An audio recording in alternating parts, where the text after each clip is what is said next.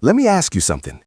When was the last time, and I mean the last time, a WWE crowd was so fired up, so absolutely unhinged that they started dropping F-bombs on live television? Not in 2002, not during the Attitude Era when anything went, not during the peak of CM Punk's pipe bomb era. Right now, in 2024, on WWE programming. And the man at the center of it? The Ring General, the most dominant world champion of the modern era, Gunther. Now here's what's going to make your blood boil, and I need you to stay with me because this story goes so much deeper than a crowd chant. This is about WWE's relationship with its own audience. This is about a company that spent years telling you what to feel, who to cheer, who to boo, and one Austrian man completely breaking that system without even trying. Stick around, because by the end of this video, you are going to have some very strong opinions, and I want every single one of them in the comment section. I'm your host, and this is WrestleScope. All right, let's paint the picture for those who might have missed this. Gunther is performing live in front of a WWE crowd. Standard night. The Ring General does what the Ring General does. He's commanding the ring. He's cutting a promo that makes everyone in that building feel about 2 inches tall, and the crowd is completely and utterly losing it.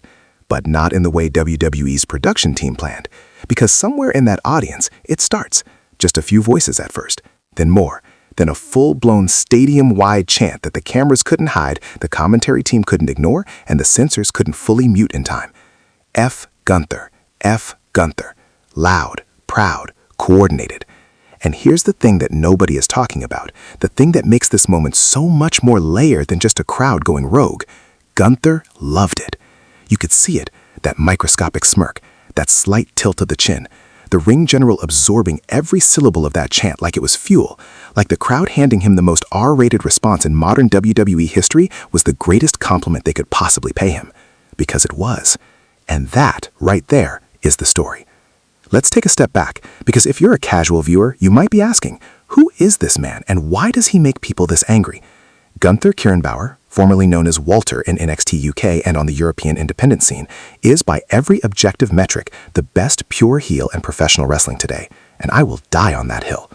This is a man who spent years in the European wrestling circuit developing a style that was as brutal as it was technically beautiful, hard chops that sound like gunshots, a submission game that makes physicists uncomfortable, and a presence, an aura that makes every single person in that arena feel like they wandered into the wrong building.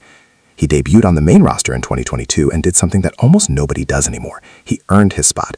Not through a rocket push, not through a viral social media moment. He earned it with his fists, with his chest, with 20-minute matches that left crowds speechless. His Intercontinental Championship reign became the longest in decades.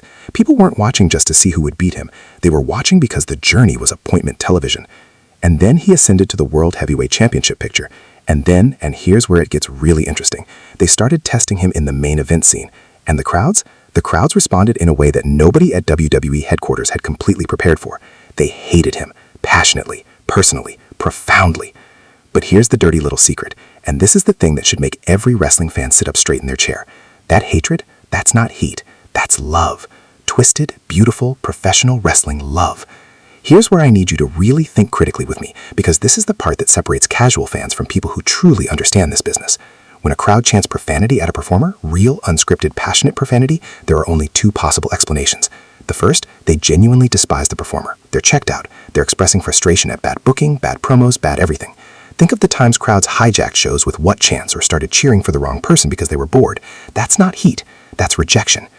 The second explanation, the performer has gotten so deep under their skin, has worked them so brilliantly that their emotions have completely overridden their social filter. They're not chanting to be funny, they're not chanting to go viral. They are genuinely moved to the point of incoherence. Ladies and gentlemen, every single person in that building chanting F. Gunther was paying him the highest possible tribute. Think about it. You don't drop F-bombs in public for someone you don't care about. You don't organize a stadium chant for someone who's boring you. Those people were so invested in hating Gunther that they temporarily forgot they were on national television. The last time crowds regularly behaved this way toward a heel? You're thinking about it. You know the name? JBL, Paul Heyman, the early days of Randy Orton, Vince McMahon himself. These are the people Gunther belongs in conversation with, not because of their title reigns or their match quality, but because of their ability to make real human beings feel something so intensely that they abandon all decorum. That is the rarest gift in this industry. Now here's where I'm going to say something that might make some of you uncomfortable, because this video isn't just a love letter to Gunther, it's also a wake-up call about the machine he operates inside. WWE, for all of its creative renaissance under Triple H's leadership, and there has been a genuine creative renaissance, let's be fair, still has a very complicated, sometimes deeply frustrating relationship with organic crowd moments. We have seen time and time again moments where crowds express themselves in ways that didn't match the script, and we have seen time and time again WWE either co-opting those moments, ignoring them, or, most infuriatingly, actively booking against them.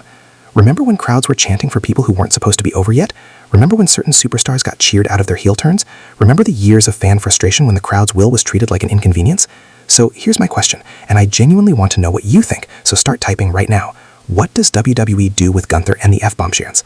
Because this is a crossroads moment. You have an organic, passionate, furious audience response that is generating buzz. People are talking about it online. Clips are going viral. Casual fans are Googling Gunther because they heard about this insane crowd reaction.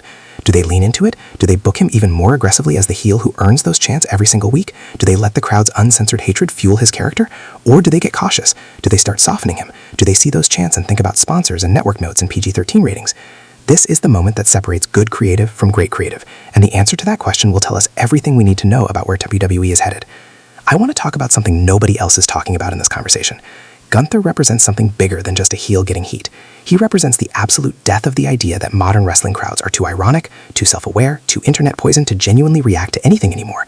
For years we heard the criticism. Crowds are too smart now. Everyone knows it's a work. The days of genuine heat are over. Heels get cheered, babyfaces get booed. Nobody cares. The fourth wall is destroyed.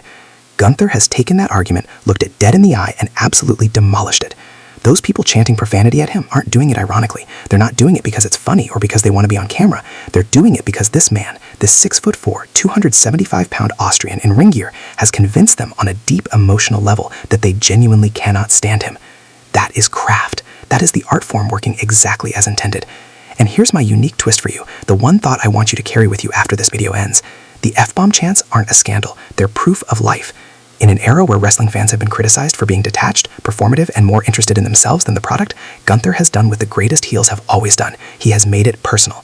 He has made a building full of strangers feel a collective, unified, visceral emotion. That's not a problem to be managed. That's a phenomenon to be celebrated. And if WWE is smart, and under Triple H's creative direction, I genuinely believe they can be, they will recognize that they have something rare, something you cannot manufacture, something you cannot write in a creative meeting or produce in a focus group. They have a man that people hate so much they forget themselves. That is television gold. So here's where we land. Gunther and the F-bomb chants aren't a controversy. They're a masterclass. A reminder that when the craft is executed perfectly, when a performer commits completely to what they are, audiences will respond with everything they have, including their loudest, most uncensored voices. The ring general didn't ask for those chants. He earned them. Every hard chop, every arrogant smirk, every promo that made someone at home grit their teeth, it all accumulated into that moment.